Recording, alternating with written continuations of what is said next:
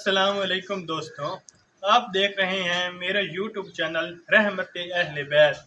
Video شروع کرنے سے پہلے پلیز ہمارے چینل کو سبسکرائب ضرور کر لیں اور بیل آئیکن کو ضرور دبائیں تاکہ ہماری ہر نیو ویڈیو لوڈ ہونے کی اطلاع آپ تک ضرور پہنچے۔ آئیے ویڈیو کی طرف چلتے ہیں۔ نظام زندگی عجیب و غریب نہیں محسوس ہوتا جب انسان اس دنیا میں پیدا ہوتا ہے؟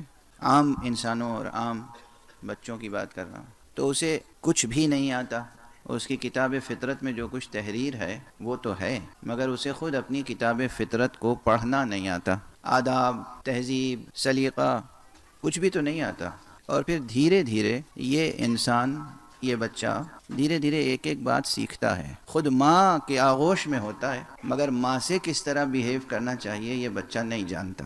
باپ کی آغوش میں ہوتا ہے، لیکن باپ کا احترام کس طرح کرنا چاہیے یہ بچہ نہیں جانتا۔ دھیرے دھیرے یہ ماں باپ کی قدر سیکھتا ہے، عزیز، اقربا، احباب، اصدقاء، اور اس کے بعد دھیرے دھیرے یعنی سیکھنے کا عمل جاری رہتا ہے۔ شادی ہو جاتی ہے، بہت کم ایسے خوش قسمت ہوں گے جو اچھی زوجہ کی صحیح قدردانی کر سکیں یا اچھے شوہر کی صحیح قدردانی کر سکیں۔ یہ قدردانی بھی دھیرے دھیرے آتی ہے، یعنی زن و شوہر کا رشتہ اور اس کی نزاکتیں دھیرے دھیرے آتی ہیں۔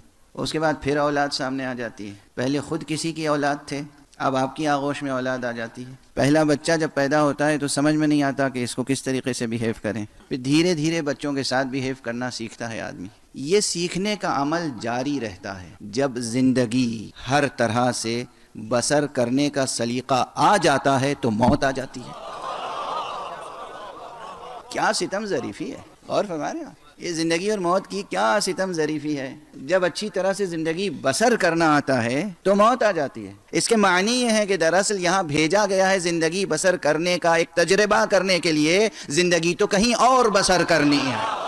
یہاں بھیجا گیا ہے زندگی کا ایک تجربہ کرنے کے لیے، اور زندگی کہیں اور بسر کرنی ہے۔ زندگی یہاں بسر نہیں کرنی ہے، یہاں امور دنیا کو سر کرنا ہے، زندگی کہیں اور بسر کرنا ہے۔ بات اس عنوان سے چل پڑی ہے تو میں اپنی ایک پرانی بات دہرا دوں۔ ہو سکتا ہے بہت سے حضرات کو یاد ہو، اور ہو سکتا ہے کہ بہت سے حضرات کو نہ یاد ہو، اور ہو سکتا ہے کہ بہت سے حضرات نے سنی ہی نہ ہو۔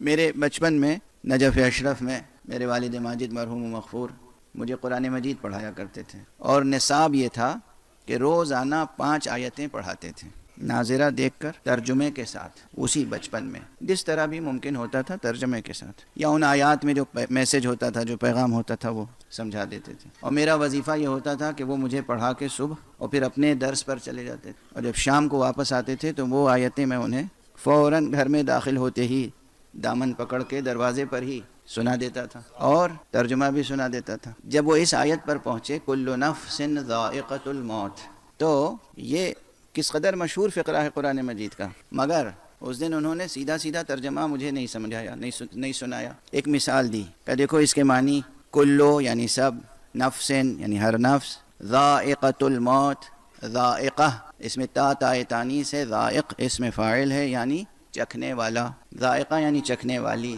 یعنی ہر روح کو موت کا مزہ چکھنا ہے، ہر روح موت کا مزہ چکھنے والی ہے۔ اس کے کیا معنی ہے کہ سب کو مر جانا ہے؟ یہ معنی نہیں ہے۔ اب میرے لیے یہ سمجھنا مشکل تھا، تو انہوں نے مثال دی، دیکھیے کوئی چیز ہمارے یہاں بے معنی نہیں ہوتی، نہ رسمیں بے معنی ہیں اور نہ رواج، اگر وہ رسمیں واقعاً حقیقی اخلاقی اقدار پر استوار ہیں۔ انہوں نے کہا گھر میں نذر ہوتی ہے 13 رجب کو امیر المومنین علی ابن ابی طالب علیہ السلام، 22 رجب کو حضرت امام جعفر صادق علیہ السلام، اور یہ نجف اشرف کے دوران قیام ہمارے گھر کا امتیاز تھا کہ ہمارے ہاں یہ 2 نظریں بہت اہتمام سے ہوتی تھیں، ایک 22 رجب اور ایک 22 جمادی الثانیہ، دسترخوان امام جعفر صادق علیہ السلام اور دسترخوان امام حسن مجتبی علیہ السلام۔ یہ میرے گھر کا امتیاز تھا، اللہ کا شکر ہے۔ اور سب آتے تھے، بر صغیر کے حضرات بھی، ہندوستان کے، پاکستان کے اور عرب بھی۔ انہوں نے کہا یہ نظر ہوتی ہے، یہ بتاؤ چکھنے والے بہت سے آتے ہیں، اور چکھنے کے لیے کوئی شیرینی رکھ دی جاتی ہے، ختم کون ہوتا ہے؟ چکھنے والے ختم ہوتے ہیں یا وہ چیز ختم ہوتی ہے جو چکھی جائے؟ اسی بچپن میں مجھے موت و حیات کا فلسفہ ایسا سمجھایا انہوں نے کہا کہ قرآن کہہ رہا ہے ہر نفس کو موت کا مزہ چکھنا ہے، یعنی بالآخر ختم موت کو ہونا ہے، انسان کو ختم نہیں ہونا۔ اچھا یہ ایسا نہیں ہے کہ یہ صرف گویا ایک لفظی نکتہ ہے، ایسا نہیں ہے، یہ ایک خطیبانہ استدلال ہے، ایسا نہیں، حقیقت بھی یہی ہے۔ اب ذرا دل اور دماغ دونوں کو بیدار کر کے بیٹھیے گا۔ یہ میں بار بار عرض کر چکا ہوں اور ہمیشہ کہتا رہوں گا کہ یہ انسان خود ایک روحانی مخلوق ہے، انسان مادی مخلوق نہیں ہے، قطعاً مادی مخلوق نہیں ہے، انسان ایک روحانی، بنیادی طور پہ انسان ایک روحانی مخلوق ہے۔ جب تک حضرت آدم کا پتلا تھا تو بس وہ پتلا ہی تھا۔ انسان کب کہلایا؟ جب اس میں روح ڈالی گئی۔ تو بنیادی طور پر انسان روحانی مخلوق ہے۔ یہ روح کیا ہے؟ خدا کی قسم ساری دنیا کی فصاحتیں اور بلاغتیں نثار ہو جائیں، فصاحت و بلاغت قرآنی، قرآن معجزہ ہے، اور وہ بھی قرآن معجزہ ختم نبوت ہے۔ توجہ رہے، افسوس ہے مسلمانوں پر کہ وہ آج بھی قرآن کے صحیح قدردان نہیں ہیں۔ قرآن معجزہ ختم نبوت ہے، اور یہ سمجھ لیجئے کہ جس طریقے سے تمام انبیاء کے مراتب اپنی جگہ محترم اور معظم مکرم، مگر ان سب پر فضیلت حاصل ہے مرتبہ ختم نبوت کو، اسی طریقے سے سب کے معجزے اپنی اپنی جگہ پر اہم ہیں، مگر ان تمام معجزوں پر فضیلت ہے معجزہ ختم نبوت کو۔ یہ جو میں عرض کر رہا ہوں اسے غور تو کریں، کیا عرض کر دیا میں نے آپ کے سامنے۔ دوسرے انبیاء کے معجزات کیا کیا ہیں؟ جناب ابراہیم کے معجزات کیا ہیں؟ 4 پرندوں کو لیا اور انہیں ٹکڑے ٹکڑے کر دیا، اور اس کے بعد پھر اسے مخلوط کر دیا، اور مخلوط کرنے کے بعد 4 چوٹیوں پر الگ الگ 4 پہاڑیوں پہ رکھ دیا، اور پھر انہیں آواز دی، اور وہ پرندے پھر مجسم اور زندہ اور صحیح و سالم ہو کر پرواز کرتے ہوئے خلیل حق کے سامنے آ گئے۔ یہ کوئی معمولی معجزہ ہے؟ قرآن میں مذکور ہے نا، کسی روایت میں تو نہیں ہے کہ آپ کہیں ضعیف روایت ہے۔ یہ جناب عیسیٰ علی نبینا وعلیہ السلام کے معجزے، نابینا کو بینا کر دینا، مردے کو زندہ کر دینا، ان تمام معجزوں پر فضیلت رکھتا ہے معجزہ مقام ختم نبوت۔ یعنی یہ قرآن مجید، یہ قرآن عظیم، یہ قرآن حکیم، یہ قرآن کریم، یہ نور مبین، یہ کتاب مبین، یہ ذکر حکیم۔ خود اس قرآن مجید کے کتنے نام ہیں؟ اس قرآن مجید کے اتنے نام اس لیے ہیں کہ اس کے اندر اوصاف اتنے ہیں، آثار اتنے ہیں، آثار ہیں قرآن مجید کے، قرآن مجید سے وابستہ ہوں۔ اگر آپ ضبط کریں تو یہیں پر ایک ایسی روایت کا حوالہ دوں گا کہ جس کے بعد فوراً ظاہر ہے کہ مصائب کی طرف ذہن ملتفت ہو جاتا ہے۔ قرآن مجید کی پہلی ہی آیت بسم اللہ الرحمن الرحیم، اس میں کتنے آثار ہیں، اس کے کتنے آثار ہیں، صرف آیت بسم اللہ الرحمن الرحیم۔ بیماریوں کے لیے شفا، اور مادہ کائنات میں تصرف کا اسم اعظم ہے بسم اللہ۔ بزم علماء تشریف فرمائیں، اہل فکر اہل فن ہیں، اور آپ جتنے ہیں سب انشاءاللہ اہل معرفت ہیں۔ اس کائنات کو دیکھنے کے 2 زاویے ہیں، ایک خالص مادی زاویہ اور ایک عرفانی زاویہ۔ 2 علم الگ الگ ہیں، یا 2 علمی زاویے الگ الگ ہیں۔ ایک ہے مادی زاویہ، یعنی ایک شخص وہ ہے جو اس نے صرف فزکس پڑھی ہے، کیمسٹری پڑھی ہے، اور فزیکل پوائنٹ آف ویو سے وہ کائنات کو دیکھتا ہے، اور ایک وہ ہے جس نے علم معرفت حاصل کیا ہے، عرفانی نقطہ نظر سے کائنات کو دیکھتا ہے۔ جو فزکس کے نقطہ نظر سے کائنات کو دیکھتا ہے وہ اتنا ہی دیکھ پاتا ہے جتنا اسے سورج کی روشنی میں دکھائی دیتا ہے۔ ایک بہت بڑی حقیقت ہے جو سادہ سے جملے میں نے عرض کر دی۔ جو اسٹوڈنٹس پیور سائنس کے، کور سائنسز کے، جو نیچرل سائنسز کے جو اسٹوڈنٹس ہیں، وہ بھی آپ کو ڈیفینیشن بیان کریں گے تو یہی کریں گے، فزیکل ورلڈ وہی ہے کہ جہاں تک سورج کی روشنی روشن کرتی ہے، لیکن ہمیں تو اس کی جستجو ہے جو سورج کو روشن کرتا ہے۔ عرفانی زاویہ نظر بہت مختلف ہے، بہت مختلف ہے۔ بعض حضرات معمولی سی لاجک اور سائنس، نیچرل سائنسز پڑھ لیتے ہیں اور سمجھتے ہیں کہ کل علم ان کے پاس آ گیا، پھر ہر چیز کا انکار کر دیتے ہیں، جو چیز سورج کی روشنی میں نظر نہیں آتی اس کا انکار کر دیتے ہیں، اور یہ بڑی مشکل منزل ہے۔ کسی چیز کا انکار بھی بغیر دلیل نہ کریں، کسی چیز کا اعتراف بھی بغیر دلیل نہ کریں، دونوں صورتوں میں عقل انسانی گناہگار ہو جائے گی۔ کوئی بات دلیل کے بغیر تسلیم نہ کریں، لیکن کوئی بات دلیل کے بغیر رد بھی نہ کریں، انکار بھی نہ کریں۔ انسان جو کہ ایک روحانی مخلوق ہے، کس اعتبار سے روحانی مخلوق ہے؟ اس لیے کہ اس کے اندر روح ہے۔ یہ روح کیا ہے؟ اس کی تعریف جس انداز سے قرآن مجید نے کی ہے، بظاہر کوئی تعریف نہیں کی ہے، اور بنظر غور کی دیکھیے تو مکمل تعریف پیش کی ہے۔ پیغمبر اکرم صلی اللہ علیہ وآلہ وسلم فرماتے ہیں کہ سورہ حمد، یہ سورہ فاتحہ، سورہ حمد، یہ سورہ شفا ہے۔ جو بھی بیماری ہو، چاہے وہ ذہنی ہو، نفسیاتی ہو، اخلاقی ہو یا جسم، ہر بیماری کے لیے سورہ فاتحہ، سورہ حمد سورہ شفا ہے۔ یہ کس کا ارشاد ہے؟ پیغمبر اکرم صلی اللہ علیہ وسلم۔ بہت سے حضرات روزانہ مجھ سے پوچھتے ہیں یہ بیماری ہے کوئی دعا بتا دیجئے، یہ بیماری ہے کوئی دعا بتا دیجئے۔ آج میں ممبر سے عرض کر رہا ہوں، اب کم سے کم بیماریوں کے لیے کوئی سوال کرنے نہ آئے۔ اگر بھروسہ ہے، اگر اعتبار ہے تو میں ممبر سے عرض کر رہا ہوں نا۔ آپ مجھے خطیب سمجھتے ہیں، آپ سمجھتے ہیں کہ آپ کا 1 گھنٹہ 1.5 گھنٹہ یہ ٹائم کل کرنے کے لیے میں ممبر پہ آتا ہوں، یہ سوء ظن ہے آپ کو، بدظنی ہے مجھ سے۔ میں ممبر سے وہ بات، اس سے پہلے یہ جملہ کہہ چکا، میں ممبر سے وہ بات عرض کرتا ہوں جو حضور حق روز محشر کہہ سکوں۔ تو رسول اسلام خاتم النبیین صلی اللہ علیہ وآلہ وسلم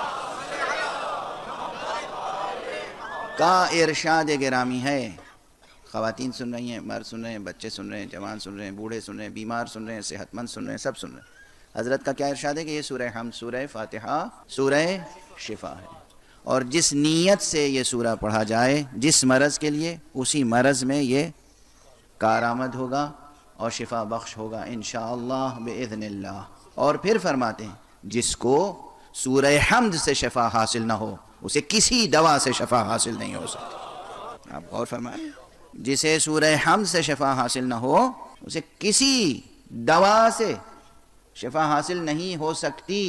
حضرت فرماتے ہیں سورہ حمد، سورہ فاتحہ، سورہ شفا ہے، جس مرض میں بھی جس نیت سے پڑھا جائے یہ سورہ اس میں شفا بخش ہوگا۔ اور کیا فرمایا کہ اگر کسی کو سورہ حمد سے شفا حاصل نہ ہو تو اسے کسی دوا سے شفا نہیں مل سکتی۔ اب اس کے بعد ایک مطلب اور عرض کر دوں اسی تسلسل میں، حضرت صلی اللہ علیہ وآلہ وسلم سے یا آپ کے اہل بیت سے ہونے والے ائمہ اطہار سے بہت سی روایتیں اور بھی مروی ہوئی ہیں جو طبی مسائل سے تعلق رکھتی ہیں۔ کسی شخص نے کسی بیماری کا ذکر کیا، حضرت نے کوئی دوا بتا دی، یا معصوم نے کوئی دوا بتا دی، کوئی علاج بتا دیا۔ ایسی تمام روایتیں بہت سے علماء اور دانشمندوں نے جمع کی ہیں اور بڑے اہتمام سے جمع کی ہیں۔ طب النبی یعنی نبی صلی اللہ علیہ وسلم کی طب، یا طب الائمہ اماموں کے طب، اس عنوان سے کتابیں ایک سے زیادہ ہیں، متعدد کتابیں بلکہ سینکڑوں کتابیں ہیں۔ ان میں بعض دواؤں کے لیے یہی جڑی بوٹیاں، ان کے لیے کہیں کہیں پر یہ بھی ہے کہ یہ دوا وہ ہے جو تمام بیماریوں میں مفید ہے الا السام، سام یعنی موت، یعنی موت کے علاوہ ہر بیماری میں فائدہ بخش ہو سکتی ہے۔ اللہ سبحانہ و تعالیٰ نے ایسی چیزیں پیدا کی ہیں جو ہر بیمار کو کسی نہ کسی درجے میں فائدہ پہنچاتی ہیں۔ اکثر بلکہ تمام تر مادی دواؤں کے سلسلے میں کہا گیا الا السام الا الموت، یعنی موت کے علاوہ ہر بیماری میں۔ لیکن معلوم ہے سورہ حمد کے لیے کیا فرمایا گیا ہے؟ معصوم نے کہا ہے کہ اگر کسی مردہ جسم پر 70 بار یا 100 مرتبہ 100 بار سورہ فاتحہ، سورہ الحمد پڑھ کر دم کیا جائے اور وہ جی اٹھے تو تعجب نہ کرنا۔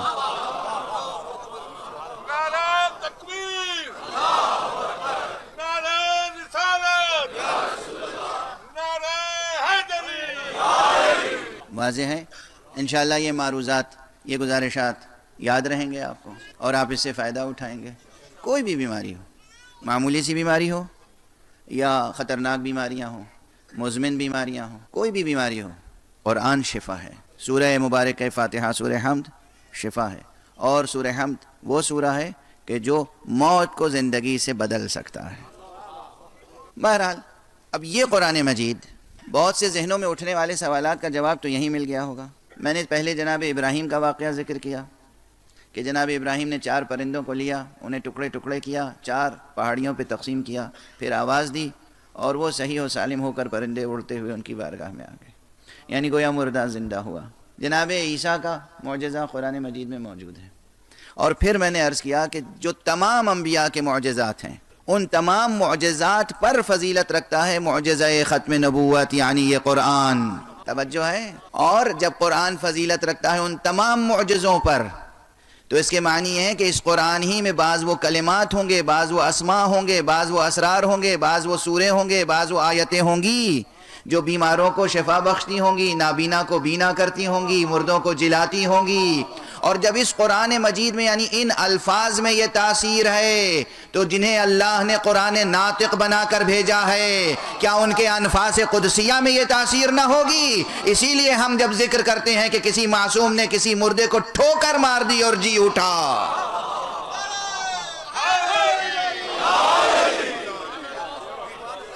تو یہ کوئی مقام حیرت نہیں ہے، یہ کوئی تعجب کی بات نہیں ہے، یہ کوئی مبالغہ نہیں ہے، یہ کوئی شاعری نہیں ہے، یہ کوئی خطیبانہ مبالغہ بھی نہیں ہے، یہ سچائی ہے، حقیقت ہے۔ معصوم کے انفاس قدسیہ میں یہ تاثیر ہوتی ہے۔ عیسیٰ اگر اپنے لبوں سے کچھ کہہ دیں تو مردہ جی اٹھے، مصطفیٰ اگر کہہ دیں، عیسیٰ اگر اپنے لبوں سے کچھ کہہ دیں اور کوئی جی اٹھے تو وہ ہستی جسے خود مصطفیٰ کہیں کہ اے علی تیری مثال میری امت میں عیسیٰ جیسی ہے، یہ حدیث نبوی ہے۔ حضور اکرم صلی اللہ علیہ وآلہ وسلم نے ارشاد فرمایا ہے کہ اے علی، اور یہ تمام جلیل القدر محدثین نے نقل فرمایا ہے، حضرت امام احمد ابن حنبل نے نقل فرمایا ہے، فرماتے ہیں کہ اے علی تیری مثال میری امت میں عیسی ابن مریم جیسی ہے، اور اس لیے میں تیرے فضائل نہیں پڑھتا، اس لیے میں تیرے فضائل بیان نہیں کرتا۔ کون کہہ رہا ہے؟ میں تیرے تمام کے تمام فضائل نہیں بیان کرتا، ورنہ یہ امت اسی طرح فتنے میں مبتلا ہو جائے گی جیسے امت عیسیٰ فتنے میں مبتلا ہو گئی، یعنی جیسے امت عیسیٰ کو اللہ کا بیٹا یا اللہ کہنے لگی، اسی طرح میری امت بھی تجھے اللہ کا بیٹا یا اللہ کہنے لگے گی، اس لیے میں بیان نہیں کرتا۔ یعنی علی کو اللہ کہنا فضیلت نہیں، فتنہ ہے۔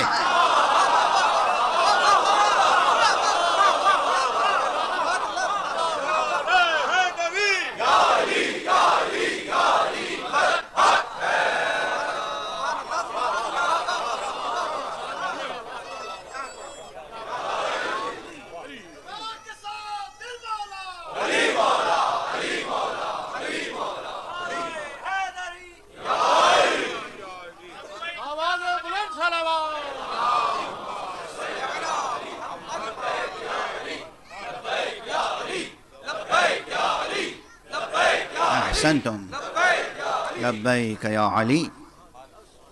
پروردگار آپ سب کو سرکار ولایت امیر المومنین علی ابن ابی طالب کے سچے چاہنے والوں اور سچے ماننے والوں میں قرار دے، اور پروردگار جو علی کے حق میں مقصر ہوں ان پر لعنت کر۔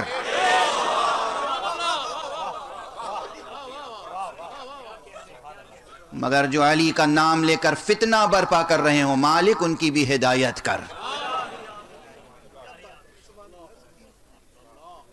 علی کو علی کہنا عبادت ہے، علی کو اللہ کہنا کفر ہے۔ علی اللہ نہیں ہے، علی علی ہے،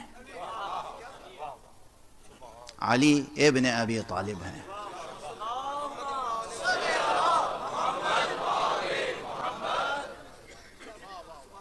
بہرحال گفتگو کہاں سے کہاں پہنچ گئی؟ عرض یہ کر رہا تھا کہ یہ قرآن معجزہ ہے،